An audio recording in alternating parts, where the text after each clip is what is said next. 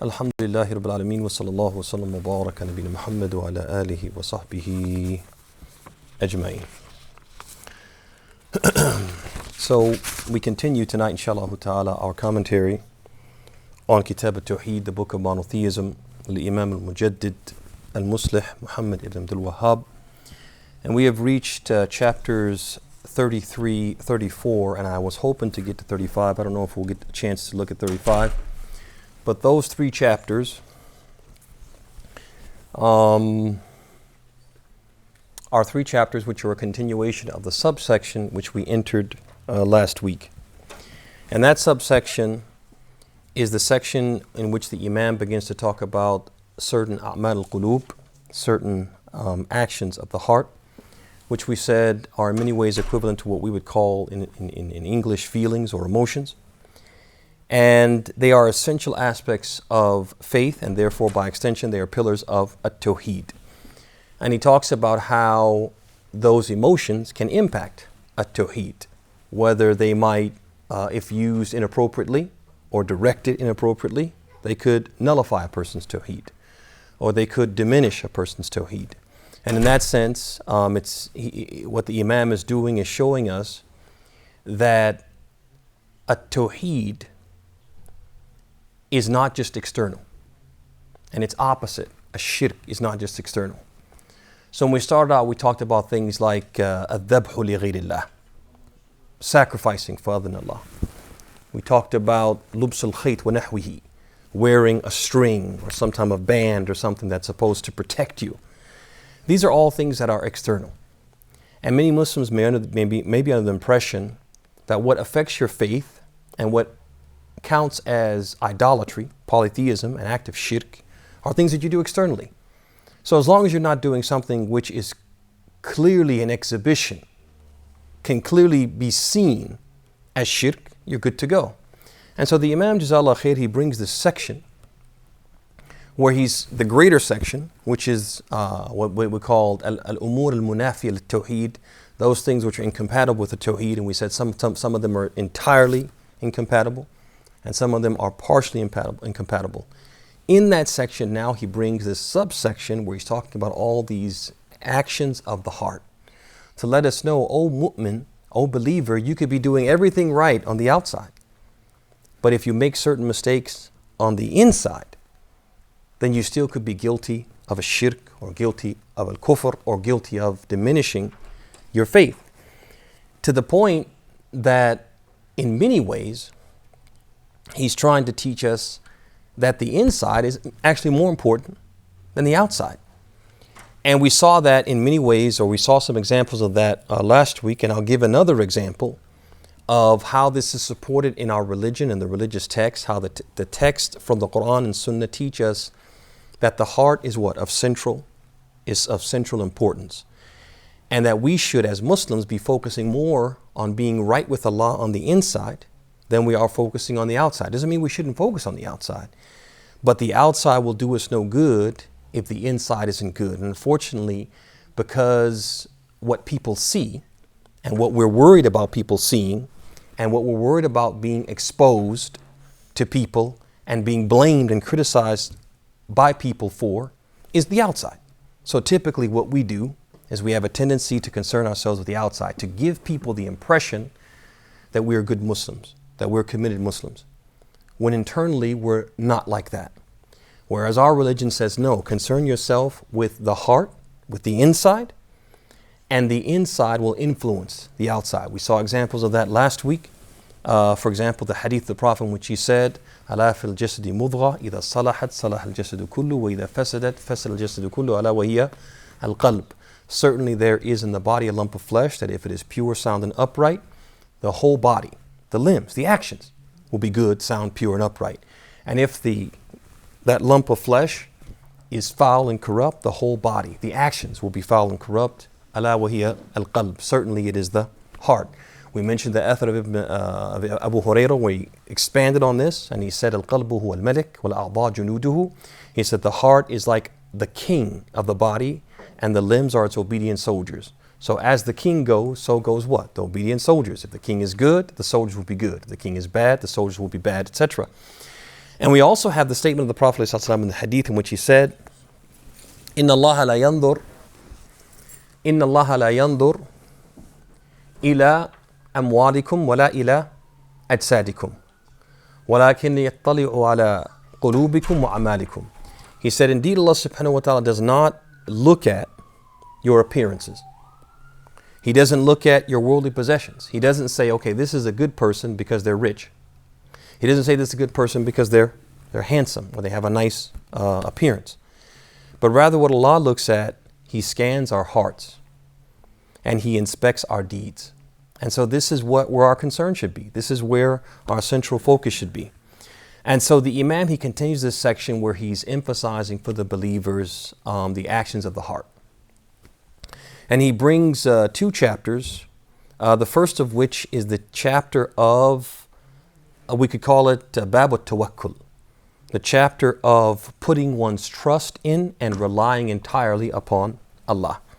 And he follows that with the chapter in which he says, قَوْلُ اللَّهِ تَعَالَى أَفَأَمِنُوا مَكْرَ اللَّهِ. The statement of Allah, do they feel safe from God's plan or from Allah's plan? So now the ordering of the chapters, I feel it's better if they were flip-flop, because the chapter after Tawakkul is related to the 2 chapters we took last week, which is love and fear. So what we're going to do is we're going to summarize the chapters, beginning with the chapter of أَفَأَمِنُوا مَكْرَ اللَّهِ, which is chapter number 34. All right. So if you remember last week, we looked at what we called Babul Mahabba, the chapter of love of Allah, and then Bab al-Khawf min Allah, the chapter of fearing Allah. And now the Imam, he brings this chapter, and we talked about Muharrikat al-Qulub, that these two are 2 of 3 emotions that are considered the heart's machinery, the thing that makes the heart go. We said the first one is the love of Allah. It's the most important one. It's the most essential emotion, and it is the foundation of faith. Without love, there can be no faith. Then after that, we said that love is what? It's the engine. It's the thing that makes what? Makes the heart move in the direction what? The direction of Allah, along the path of Allah. And the pace is dependent upon what? The amount of love. The more love we have, the faster we move towards Allah. The less love we have, the slower our pace. Then after that, we said that you have fear, al-khawf, which is like the barricades that keep a person from what? Deviating from the path. They would keep you on the path. You can't go right towards sin, left towards sin, because you have fear, which is what? Which is a barricade, which keeps you what? Keeps you on the path. ثم بعد ذلك, we said the last one of the Muharrikat al-Qulub, the heart's machinery, is al-Raja, hope. Having the hope in Allah, having the hope in His mercy. And we said that serves as the driver that keeps us going in the right direction, going towards Allah, going towards His pardon, towards His paradise, almost like it's a carrot on a stick. So now after the Imam alludes to these 3 emotions, he follows it with this chapter, أَفَأَمِنُوا مَكْرَ اللَّهِ, right? Do they feel safe from Allah's plan?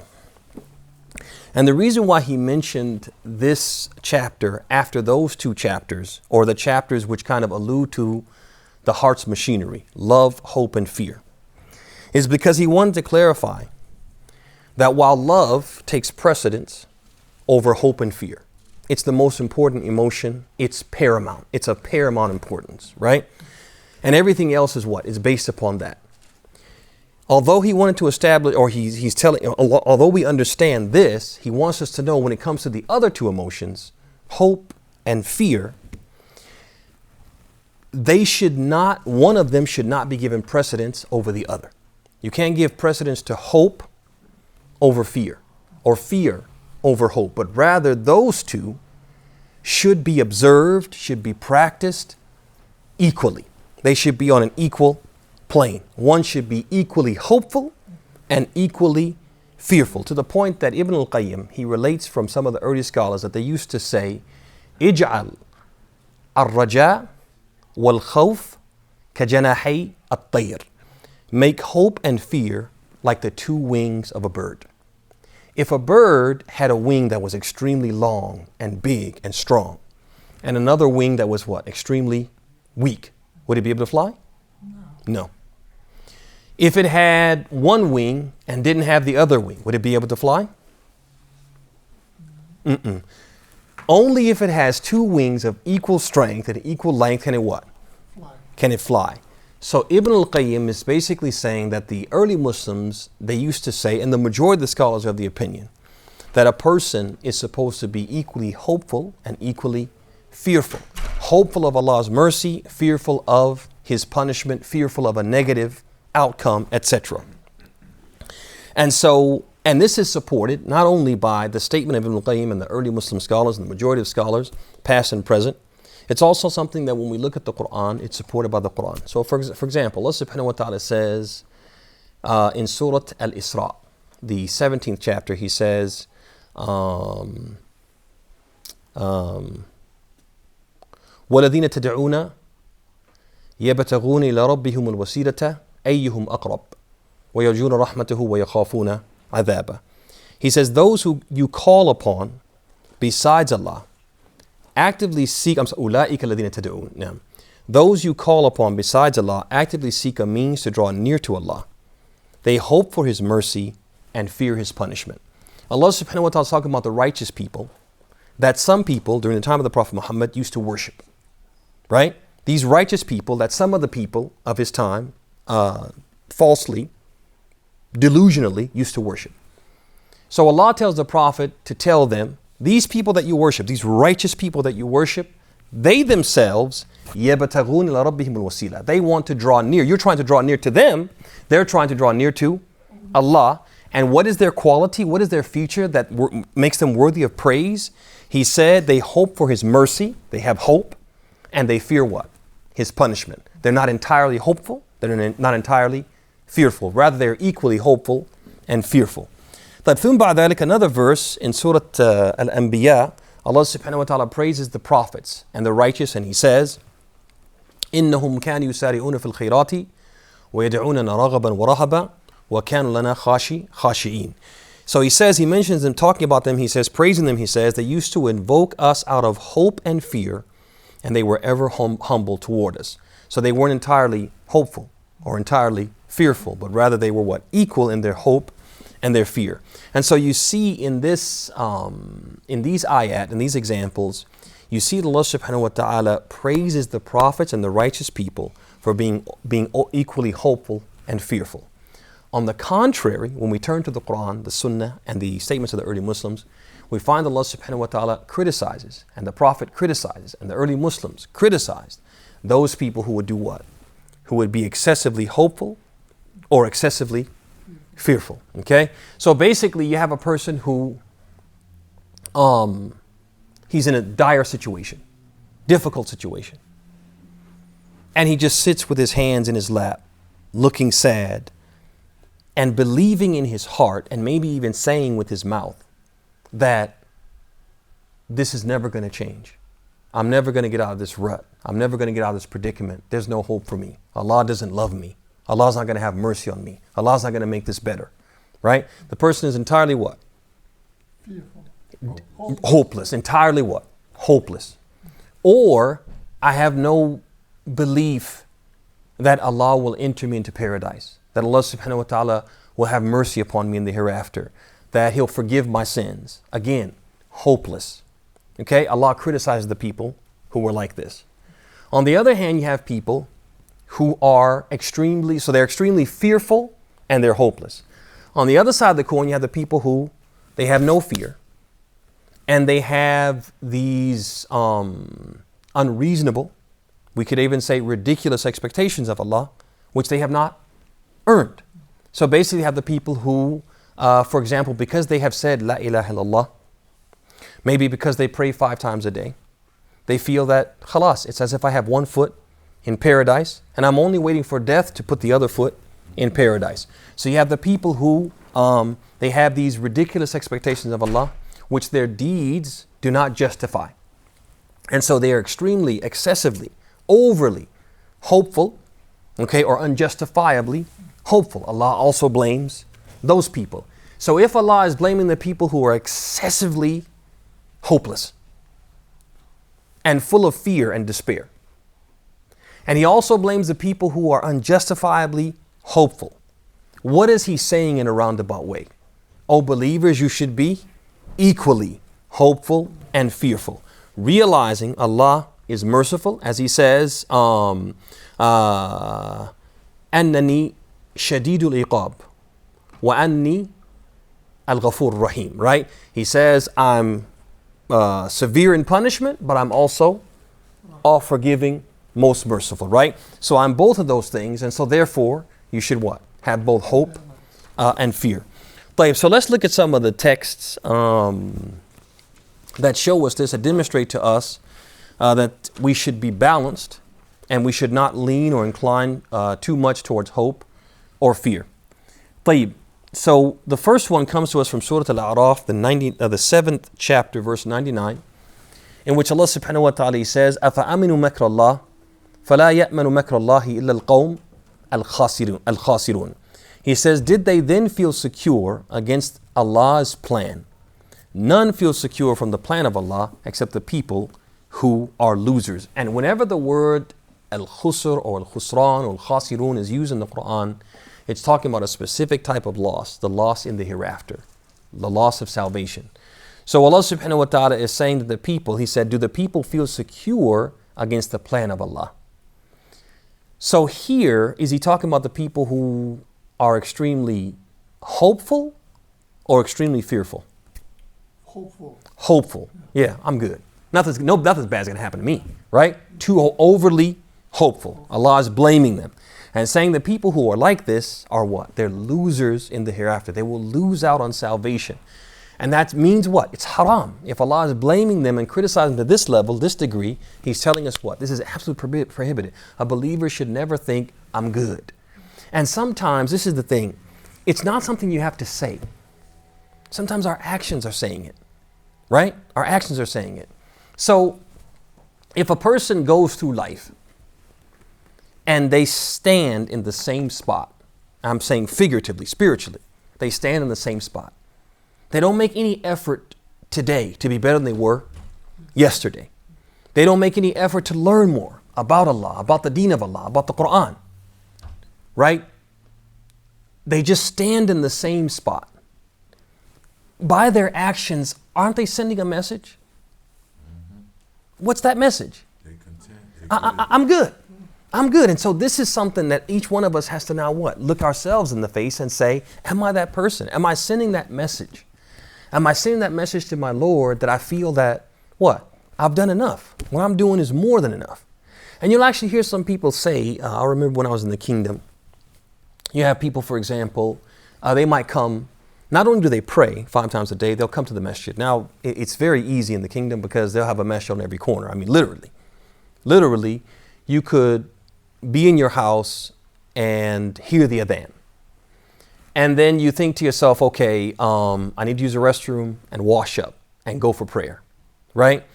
So you hear one adhan go off, you hear another adhan go off, and you could literally be a little delayed, right, in getting out of the house. And you walk maybe down a block and you see that maybe they're like a rak'ah into the prayer.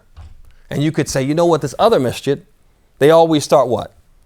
5 minutes later, and I want to make the first rak'ah. You could actually go what? To another masjid, right? And you might get to that masjid and they've already prayed for some reason. And you say, I can catch it over here. So I say all that to say that it's not difficult to pray the 5 daily prayers in Jama'ah in a place like, for example, Saudi Arabia. At least that's how it was when I was there. I can't speak for right this minute, but at least that's how it was when I was there. So you have some people, not only do they pray the 5 daily prayers, but they'll pray the 5 daily prayers in Jama'ah, which is pretty good. But that person might pray the 5 daily prayers in Jama'ah, and that's all they'll pray. So they'll actually come to the masjid, and they won't make Tahiyat al-Masjid. So they'll come right as the muadhin is giving the adhan. And so he finishes, and they're going to wait 5 minutes, 7 minutes, 10 minutes. Let people what? Come out of their houses and get to the masjid. That person will stand there and wait and wait and wait and wait. And it's not that I'm waiting because I don't want to start praying and then have to break my prayer to join. It's not that. It's like, I'm not doing anything extra. I'm just not. Then after the completion of the prayer with the jama'ah, doesn't make dhikr, doesn't do any of that, gets up what? And goes. If someone were to say, hey, akhi, why don't you pray sunnah? Man, I prayed. You got people out here who don't even pray. They'll say something like that. It's as if what? Yeah, look, like I should be praised for praying. Like I did Allah a favor by praying. And so sometimes our actions are saying that what? We have this sense of unjustifiable, excessive hope. And we shouldn't do that. We have to fear that it won't be enough. To the point we mentioned the ayah last week from Surah Al-Mu'minun, where Allah subhanahu wa ta'ala, He says, الَّذِينَ يُؤْتُونَ مَا آتَوْا وَقُلُوبُهُمْ وَجْلَةٌ أَنَّهُمْ إِلَىٰ رَبِّهِمْ رَاجِعُونَ. So in that ayah, Allah subhanahu wa ta'ala says, though He talks about some people who they give what they give, while their hearts are what? Their hearts are fearful because they return to their Lord. So Aisha, the wife of the Prophet ﷺ, she asked the Prophet ﷺ, she said, is this ayah talking about the people الَّذِي يَسْرِقْ وَيَزْنِي وَيَشْرَبُ الْخَمْرِ? He said, is this verse talking about the people who they commit adultery and they drink wine and they steal? And the Prophet said, no. This is talking about the people yusalli, وَيَسُومْ وَيَتَصَدَّقْ, right? وَيَخَافُونَ أَنَّ اللَّهَ وَيَخَافُ أَنْ لَا يَتَقَبَّلَ اللَّهُ مِنْهُمْ. He said, or أَنْ لَا يَتَقَبَّلَ اللَّهُ مِنْهُ. He said, this is the person, or refers to the person who he prays and he fasts and he gives charity, but he fears that Allah won't accept it. You guys see that? Allah is praising the people who are like this. And some people, they do the deeds they do and they're like, psst. I remember when I was first starting out studying, there was this discussion about one of the rituals. And the particular person who was talking about how, you have to do this particular ritual this way. And you have to check these boxes and fulfill these conditions, otherwise it won't be accepted. And there was a guy who basically said, we're doing a good deed and Allah has to accept it. As if we don't have to listen to all this talk about conditions. A person stands up to do a good deed, he has the right intention. He does his deed, however he does it, and Allah has to accept it, which is not wrong, right? It's not right. In fact, the Prophet said the opposite. But the point is that some people actually have that mentality that whatever I do, Allah has to accept it. He doesn't have to accept it. And so I say all that to say is that it's just something for us to reflect on as we're reading this. We don't want it to just be information. We want it to be something we take home and we kind of reflect and we hold ourselves up to the light of it. And start to see, how am I shaping up as a Muslim in terms of these very important a'mal al-qulub, the actions of the heart, right? Am I too hopeful? Do I think I'm good? Am I resting on my laurels? We have to be careful not to do that. طيب. ثم بعد ذلك, another ayah that the Imam mentions is the ayah where Allah subhanahu wa ta'ala says, which is in Surah, it's not Al-Hijr. Yes, it is. I think it's Al-Hijr. Number 15, verse 56. Which is where Allah subhanahu wa ta'ala says, He says, قَالَ وَمَنْ يَقْنَطُ مِنْ رَحْمَةِ رَبِّهِ إِلَّا الضَّالُّونَ. He says, who despairs of the mercy of his Lord except those who are misguided? Who despairs of the mercy of his Lord except those who are misguided? Now here, Allah is blaming the people who, they're too hopeful or too fearful? They're too fearful, right? They're too afraid, right? They just feel, there's no hope. Allah's not going to have mercy on me. There's no chance. It's over for me. I don't have a chance, right? Allah is now blaming the people who are extremely fearful. If Allah blames the people who are too hopeful, blames the people who are too fearful, He's telling us what? We need to be even keel, right? We need to be even keel and, like you said, strike a balance. But last but not least, the Imam, he mentions this athar from Ibn Mas'ud, which is a beautiful athar in which he said, Ibn Mas'ud, he said, أكبر الكبائر الإشراك بالله والأمن من مكر الله والقنوط من رحمة الله واليأس من روح الله. So he says the greatest of the major sins is associating partners with Allah, feeling secure from Allah's plan, despairing of Allah's mercy, and losing all hope of relief from Allah. So there's a couple lines that are particularly pertinent to our topic. The first one, he says, despairing of Allah's mercy. So basically, what does that mean? That means you consider it far-fetched, implausible, beyond the realm of possibility that Allah will that any good will come to you, right? You just don't consider it possible. You just are totally full of what? Hopelessness. So he says this is what? Min akbar al-kabair, from the what? The greatest of the major sins, that a person would allow themselves to feel like, no good is possibly ever going to come to me. It's just beyond the realm of possibility. The second one, he said, was losing all hope of relief from Allah, which is basically this, similarly believing it's implausible, beyond the realm of possibility, etc., that Allah will relieve an affliction or create an exit from a predicament. I'm in this situation and it's not going to change. Person has some financial struggles, and those financial struggles persist for a long period of time, and a person just basically says, you know what, I'm never gonna get out of this rut. It's never gonna change. And Allah subhanahu wa ta'ala, He tests us, and sometimes He tests us, and if we have the patience and the belief, the confidence that this difficult situation will not be constant, it will not be permanent, it will change. There will be light at the end of the tunnel. If we believe that will happen. As Allah subhanahu wa ta'ala says in the one hadith that the Prophet related, the Qudsi hadith, he said, Ana inda dhanni abdi bi. I am as my servant thinks I am. If you think this is going to come to an end, I just have to what? I have to be patient. I have to hunker down, right?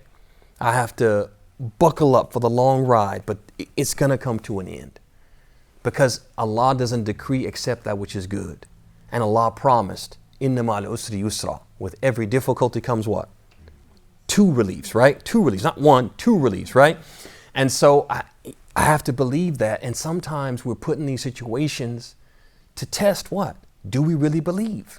Do we really believe? If we weren't put in these predicaments, how can we show that we believe in these things? You see that? And what do? In many cases, we what? We complain. We complain that, like, we say things that in a roundabout way, it's as if we're saying it's not fair. And that puts us in trouble. That contradicts as-sabr, it contradicts patience, which we're going to talk about in chapter 35 if we get to it tonight, or we'll get to it next week. It contradicts patience, which is a requirement. We have to be patient.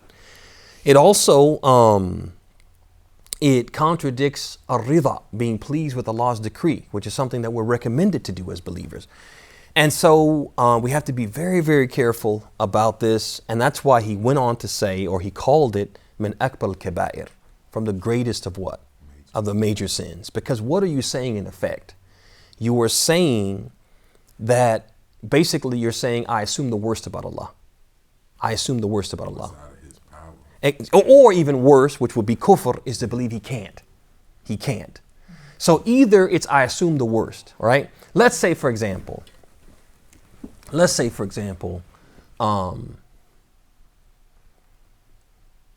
I called you and I said, hey, I got a flat tire. I'm out here on I-20 and I got a flat tire. Will you come and help me?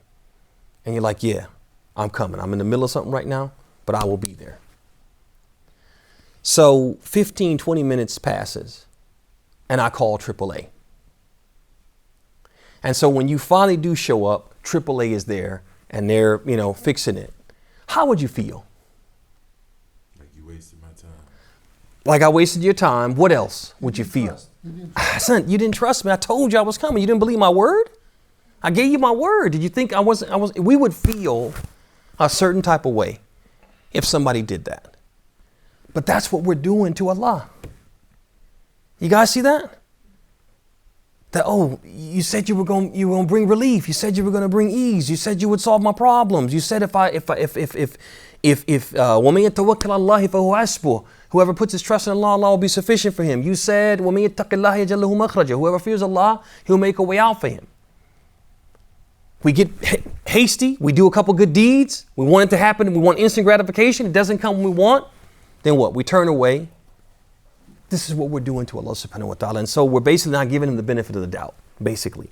And like Hamza said very eloquently and very aptly and very correctly, is that it can even be worse. It can reach the level of kufr if we believe Allah can't do anything about this.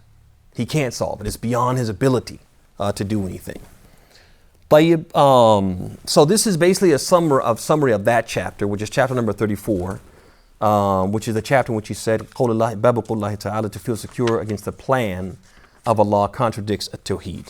So let's go back one chapter, to the chapter of Babu Tawakkul, putting your trust in Allah subhanahu wa ta'ala. So again, this chapter is, as we said, a continuation of that section where he's talking about a'mal al-qulub or al-a'mal al-qalbiyah, the actions of the heart.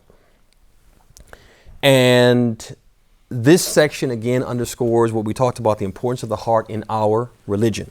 That is more important than the limbs. And that's where our focus should be. And so the Imam is continuing to hammer this home with this bab at-Tawakkul, putting our trust in Allah subhanahu wa ta'ala. And this particular chapter, the bab at-Tawakkul, it is related to the principle that we talked about early on, which is مَا ثَبَتَ أَنَّهُ إِبَادَ فَصَرْفُهُ لِغَيْرِ اللَّهِ شِرْكٌ. That whatever is confirmed to be an act of worship, offering it to other than Allah, is idolatry. It is polytheism. So basically, what the Imam is going to do in this particular chapter is he's going to show us evidence or provide evidence that shows that a tawakkul, and we're going to talk about what it means.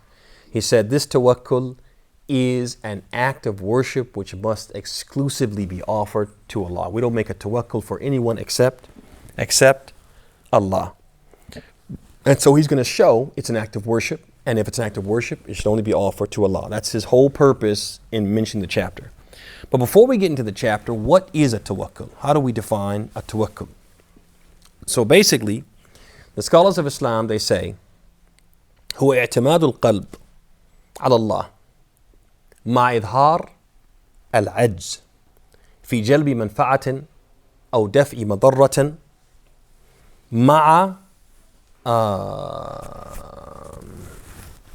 الأخذ بالأسباب. طيب, so what do the scholars say? They say it is the complete reliance of the heart. So is what? First and foremost, it's an action of the heart.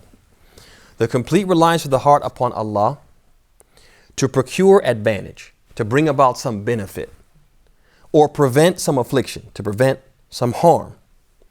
But at the same time, while we're having this action of the heart, it has to be accompanied by two things. One is a deliberate demonstration of incapacity. Basically, we exhibit, we openly manifest that we are helpless, right? We're utterly dependent upon Allah. We're incapable of anything except what Allah wills and what He brings about. At the same time, it also has to be accompanied by the employment of the appropriate and legal means that will achieve the desired end. So let's take a practical example. So let's say a person, a man, he wanted to have a family, wanted to have kids. And he says, at-Tawakkul Allah. I want to just put my trust in Allah.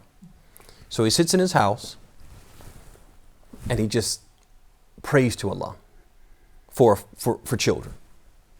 Is that a tawakkul? No, really. Is that a tawakkul? No. What's missing?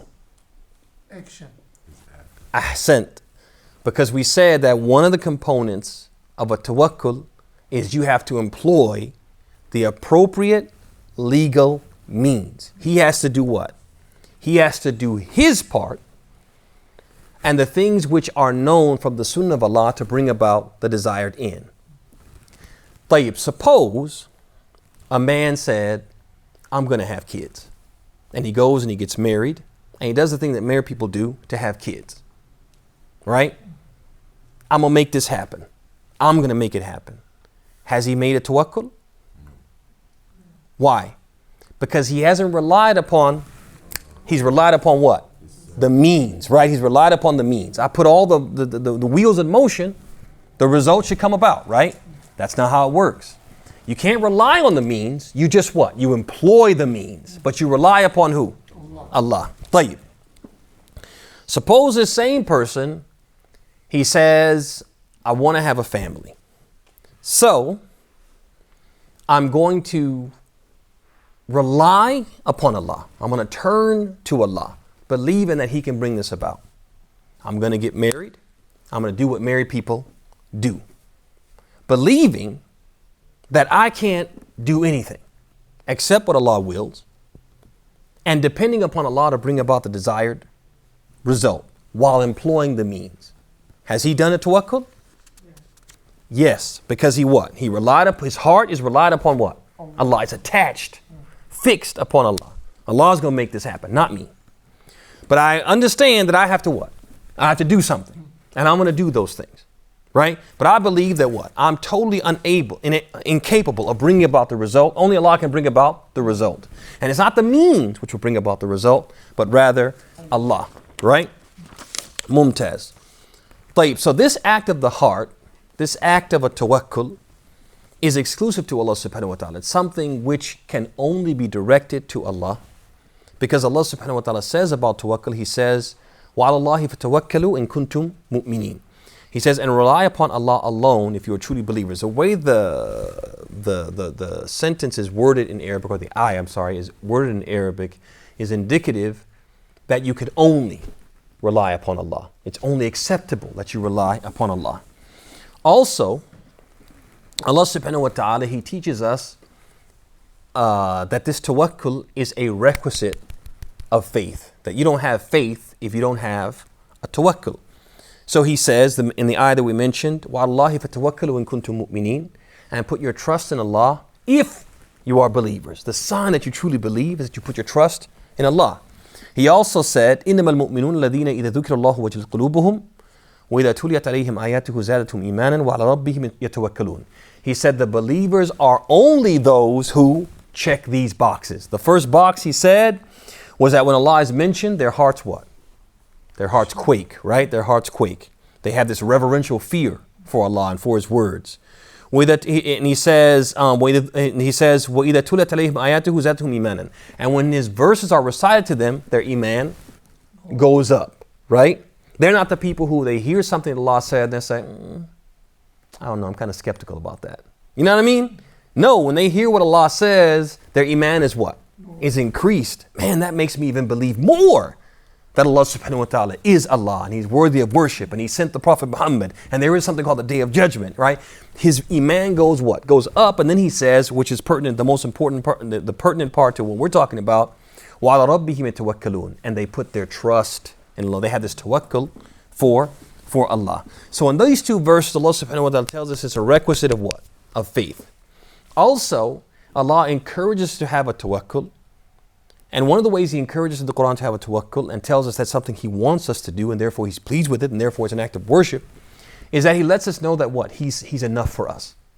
So if Allah is enough for us, we should and rely on Him, right? Trust in Him and rely on Him. He says, for example, He says, Ya ayyuhan nabiyyu hasbuka Allahu wa man ittaba'aka minal mu'minin. He says, O Prophet, Allah is sufficient for you and your followers amongst the believers. Allah is enough. If Allah is enough, we should put our trust in Him. We also see that Allah subhanahu wa ta'ala, He praises the people, past and present, whether they be prophets or righteous people. He praises them for having this quality of what? Of a tawakkul, putting their trust in Allah subhanahu wa ta'ala. So for example, we have this hadith, which is on the authority of Ibn Abbas, where he says, Hasbunallahu wa ni'mal wakil. He says this statement, sufficient for Allah is us. Sufficient for us is Allah, or Allah is sufficient for us, and He is the best wakil. He is the best one to be entrusted with our affairs, right? Then he says, this statement was first said by Ibrahim. So now, if Allah says this is a statement made by this person, and that person is what? Not just a prophet, but one of the greatest prophets. Not just one of the greatest prophets, but the Khalil the near and dear friend of Allah. That's a sign that what? That statement is what? Is praiseworthy. It's something that we should say, right? We are being encouraged to say. It's a good thing, right? So Allah is praising Ibrahim for saying this statement. When did he say it? When he was about to be thrown into the fire, right? Now, I don't know which one of us has ever been in a situation where somebody built this huge inferno and was about to throw us in there, right? The predicaments that we get into are nowhere near on this scale. And look at the trust he had in Allah. Hasbunallahu wa ni'mal wakil. Allah is sufficient for us, and he's the best disposer of our affairs. And they're about to throw him what? Into the fire. Look at the trust. And look at the result.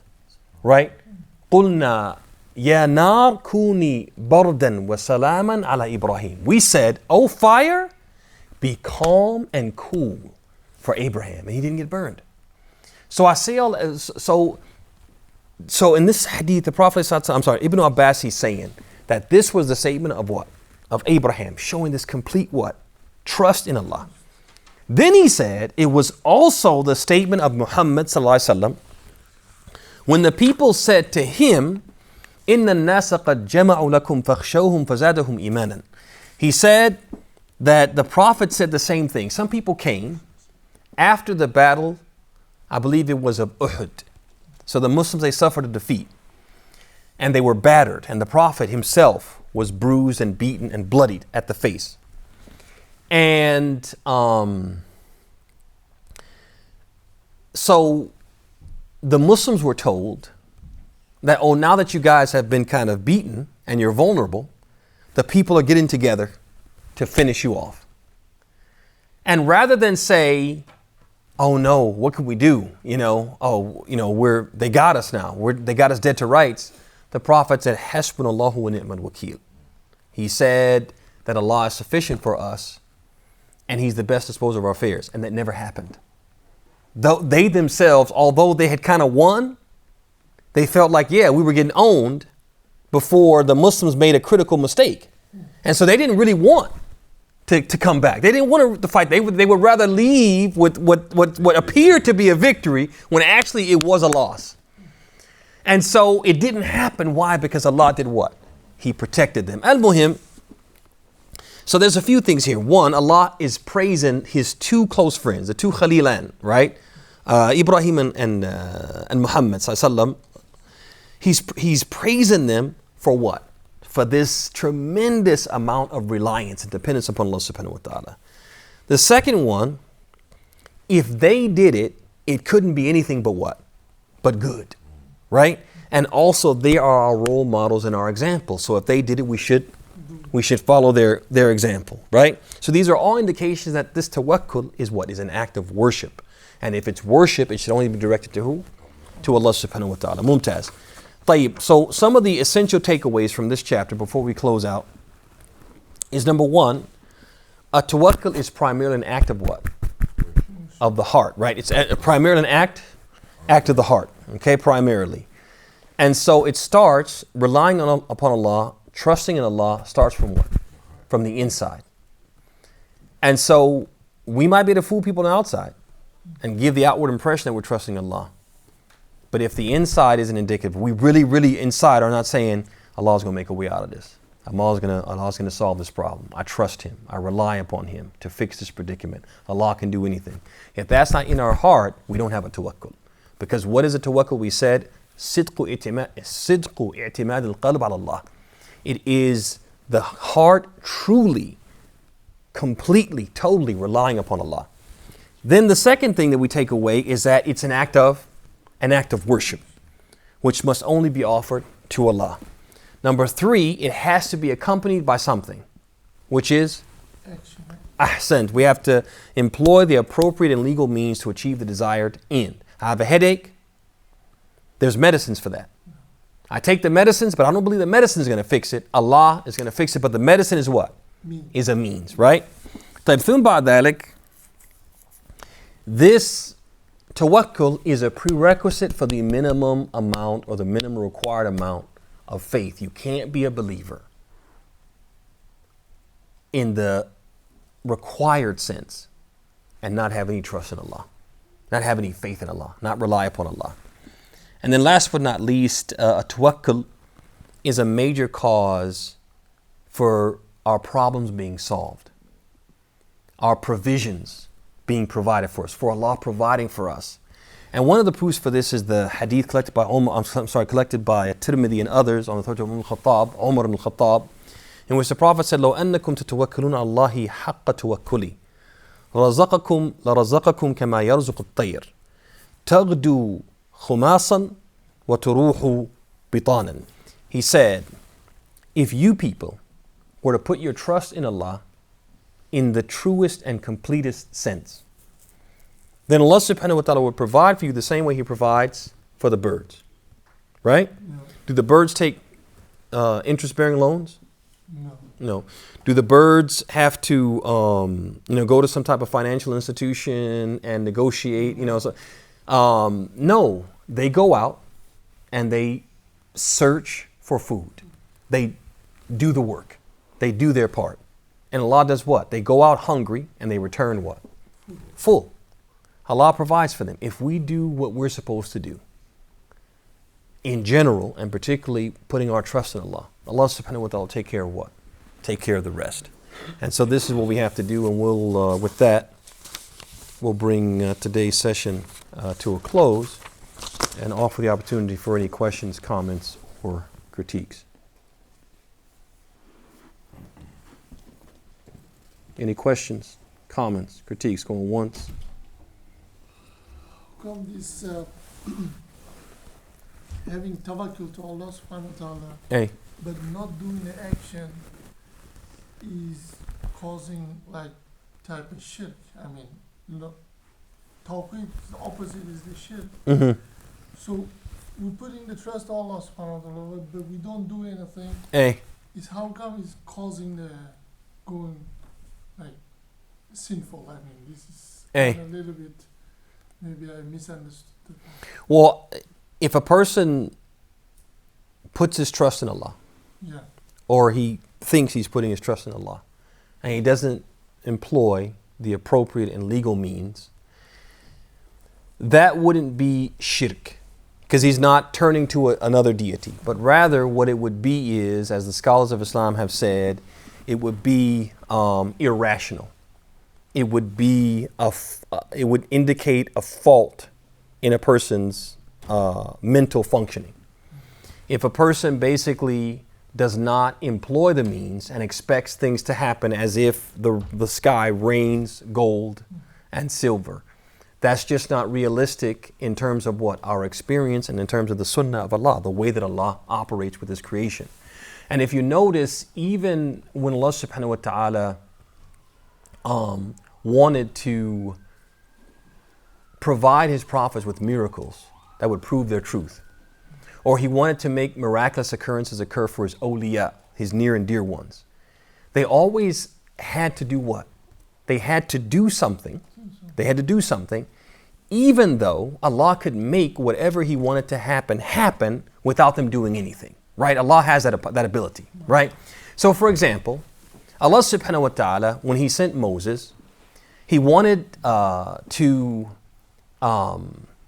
provide him with a miracle that was on par, but would actually supersede. It was in the same, I guess you could say, it was in the same family of what was impressive to the people at that time, which was sorcery, magic. It looked the same, but it what? It was on a different level. And so he gave him the what? The staff. And He gave him what? The inserting of his hand into his cloak and then bringing it out. Now Allah subhanahu wa ta'ala could just do what? He could make a serpent appear, right? But He told him instead, He said, وَأَلْقِ عَصَاكَ وَأَلْقِ عَصَاكَ تَلْقَفُ مَا صَنَعُوا. Right? He told him when he went to have this, what would we call it? I guess this competition or this match or whatever you want to call it with the sorcerers, they went ahead and they threw down their staffs and they did something to make it appear as if their staffs were moving, right? But it was very primitive trickery. So then Allah subhanahu wa ta'ala says, وَأَلْقِ عَصَاكَ تَلْقَفْ مَا صَنَعُوا. Go ahead and throw down your staff. It will swallow up what they have what? What they have done. So Allah didn't tell him, he didn't say, okay, I'm going to create a snake and it will eat whatever they did. He told him what? Throw down your staff. Told him what? Do something. And Allah did what? Took it from there. You guys see that? Same thing. He said, and into your arm, into your sleeve or into your cloak, and it'll come out what? Bayda. Came out like what? Like a lamp. Right? But he told him to do what? Although he could have just what? Made it be a lamp. You guys see that? And when Maryam was about to give childbirth, and she went off to a place to give childbirth, and she was beneath a palm tree. And, she's having these pains and she's all by herself. And she's never done this before. And so she's, in a just very frantic kind of state. To the point that she was saying, Ya laytani mittu qabla hadha wa kuntu nasyan mansiya. She said, oh, how I wish that I had died before this. And I was something what? Forgotten and never thought of. So then the angel came and called out from beneath her, right? And he basically told her to calm down, and that Allah subhanahu wa ta'ala had placed beneath her a spring that will give her cooling water to what? To calm her down. And also that there was a date palm tree above her, right? That would give her fresh dates to kind of what? To kind of munch on until what? Until the childbirth was complete. But she couldn't climb the tree, could she? No. And the dates are what? Maybe tens of feet, right, above her. And it's a palm tree. You guys know what palm trees, right? Some of the strongest trees go very, very deep in the ground. That's why when you have these like hurricanes and thunderstorms and they're ripping up other trees, palm trees do what? They just do like this, right? Very strong trees. And they're hard to move. So what did the angel say? He said, وَهُزِّي إِلَيْكِ بِجِذْعِ نَخْلَةٍ. He said, move the tree. Move the tree. Now, a woman generally, if she was at her maximum strength, probably couldn't do what? Couldn't shake the tree to get the dates to fall. But she's what? In the middle of childbirth. A woman is extremely weak in that state, except where she's trying to what? Push the baby, right? So the angel said, Wahuzi, told her to do something. So what did she do? She did what? What a person in her condition probably did. Just put her hand and try to do whatever she could do. And when she did that, it fell.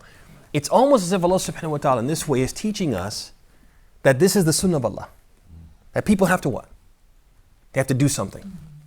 And when they do whatever they do, if it's appropriate in legal means, Allah will do what?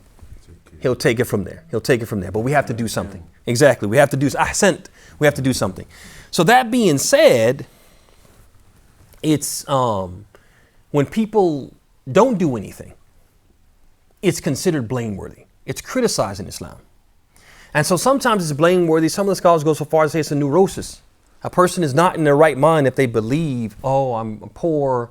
Oh, God, provide for me. And they just look up at the sky and hope that what? Gold and silver is going to, that's not the way that Allah operates. And so it's not appropriate for a Muslim to think like that. Also, Umar, in his case, he criticized the people who would do that and called them people who, in a roundabout way, they're playing games with their religion.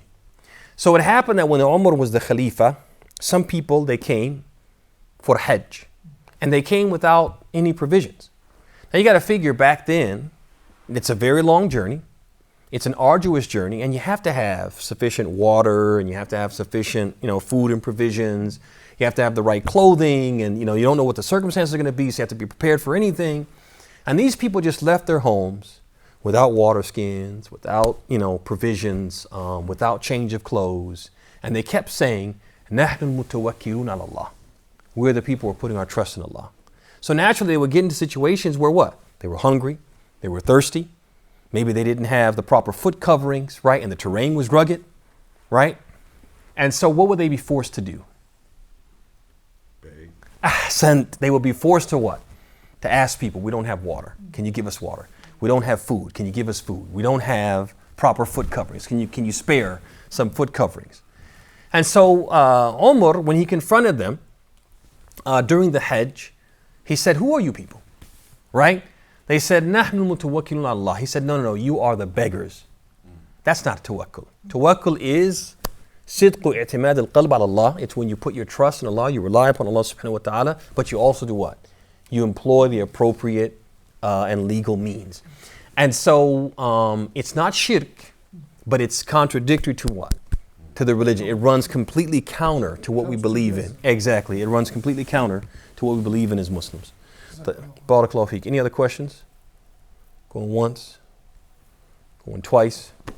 Gone. Thank you all for coming. Jazakumullah khairan. Assalamu alaikum wa rahmatullahi wa barakatuh.